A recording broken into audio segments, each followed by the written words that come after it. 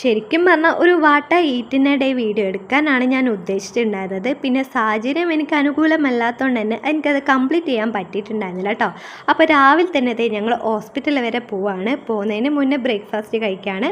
അപ്പോൾ 2 ദോശയും കുറച്ച് രസവും പിന്നെ ഇന്നലത്തെ അൽഫാം ബാക്കി ഉണ്ടായിരുന്നു, അത് ചൂടാക്കി പിന്നെ ഒരു ഗ്ലാസ് ചായയും കുടിച്ചു കേട്ടോ.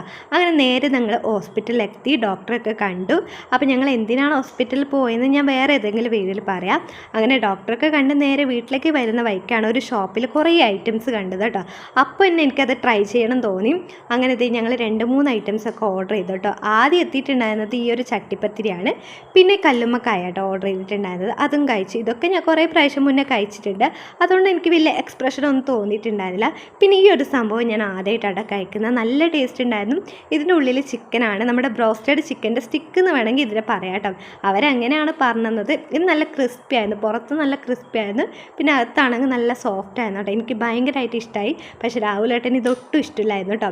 അങ്ങനെ വീട്ടിലെത്തി പിന്നെ എനിക്ക് വീഡിയോ എടുക്കാൻ മറന്നു പോയി കേട്ടോ. പിന്നെ രാത്രി ആകുമ്പോൾ കണ്ണന് കഞ്ഞി വേണമെന്ന് പറഞ്ഞു, പയർ കഞ്ഞി. അങ്ങനെ കണ്ണനും കഞ്ഞി കൊടുത്തു, ഞാനും കഞ്ഞി കുടിച്ചു. അപ്പോൾ ഞാൻ കഞ്ഞിയുടെ കൂടെ അച്ചാറും കോയക്ക വറവും എടുത്തിട്ടുണ്ടായിരുന്നു.